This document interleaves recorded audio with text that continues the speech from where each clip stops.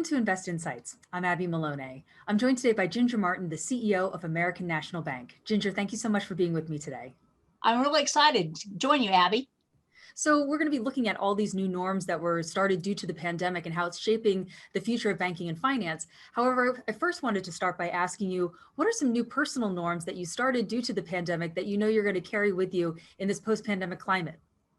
Wow, I love that question because I have a very current answer. I just got back from Winter Park, Colorado, where I have a second home.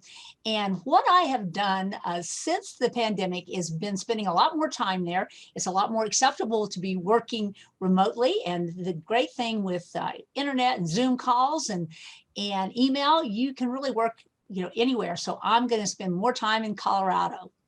And it's nice to go from the very flat to the very mountainous. Exactly. While many banks have been using the pandemic to further their online and technology platforms, sometimes at the cost of their physical locations, what do you believe is the continued importance of brick and mortar locations to the future of banking?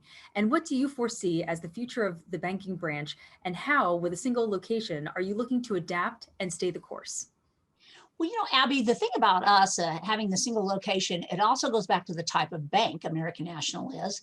And we are a commercial bank, a business bank with a focus on commercial real estate. And so I think for our customers, having a physical location enhances that relationship and that ability for somebody to come in when they want to borrow money to buy their own building or investment property, telling their story, as opposed to sometimes if you're just trying to do just things by technology and you don't fit that box and check off all the points, you're not going to be able to borrow. So a relationship, coming in, talking, as opposed to doing everything online, people still need that, especially business people. So we're continuing to invest in technology and we want to stay current from a technology standpoint, but having that physical location is critical for us as a community bank. While the economy-wide effect of interest rates seems to be a bit of a net positive with cheap lending opportunities, how does the current economic environment pose a challenge for banks of all sizes, but particularly the small and local community banks that might not have the fee income that institutional players have? Well, I do believe that community banks are feeling a greater pressure and what we call in the banking industry as net income margin compression, NIM. We call it NIM. And that means that we've lowered our interest rates and that we're charging on loans. We've also lowered our rates that we're paying on deposits that we call that really our spread. And that's how we make money, is on our margin. But we've really had a larger compression with these rates being close to zero where Fed has them. So here's what happens with a larger bank. They have a lot more diversity. So they might have credit cards, the wonderful residential lending, insurance, trust services. They have all these other things that supplement their bottom line. Whereas a community bank, we're strictly dependent on our net interest margin. And so we're really, we feel it. Now, thank goodness, I think that community banks are still doing fine, but yes, there's pressure. But even the big banks are feeling it too. They just have more options of how to manage it than we do. While prices across industries are going up, the consensus seems to be divided on whether inflationary pressures are a result of the high amount of stimulus passed over the last year, or a result of supply chain issues having a ripple effect across affected industries. What do you consider to be the chief driver of inflation currently? And what are the ways in which interest rates may play a role in addressing these concerns if inflation is a result of the past stimulus? And what might be the consequences of raising rates if the current price hikes are a result of supply chain? But so I would say, as far as whether it's the stimulus or supply chain, it really is both.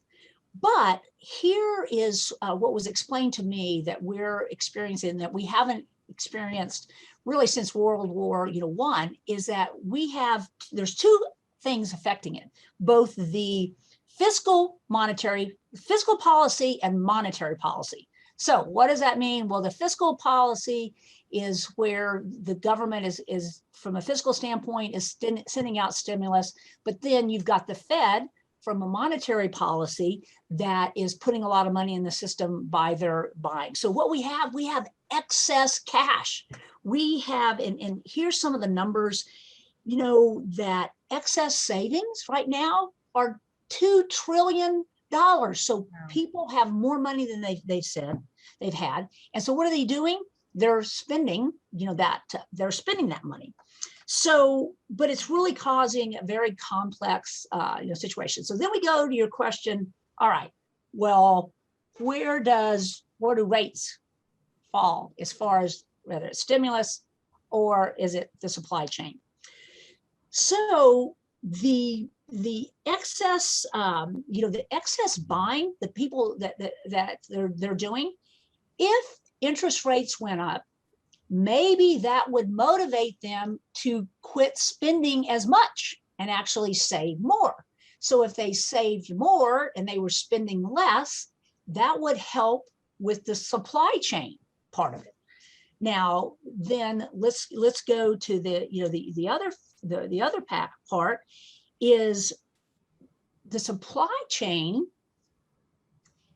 So here's an example. So let's just say, you go and you bought a new house and now you need furniture. So you go and you want to buy new furniture and they say, hey, we don't have that furniture because of our supply chain. But guess what? We have this piece and it's going to cost you 2 times what it normally would. And so, therefore, the lack of supply is driving up the inflationary, prices. So, but let's just go back to that buying a house. People are borrowing more money because it's cheap. Yes. Well, if we raised rates, then maybe people would quit buying things like houses because they would say, hey, I can't afford that interest rate. And then that would give the supply side a chance to catch up. Prices would probably go down. So we're really in a very unusual economic situation. And I don't think it's going to be easily, addressed. And now that we find ourselves in this new economy, this new landscape, what's next for American National Bank? Well, you know what we're going to do? We're going to keep doing what we've done that really, I think, has led to our success. And that is we still believe there is a place for community banks.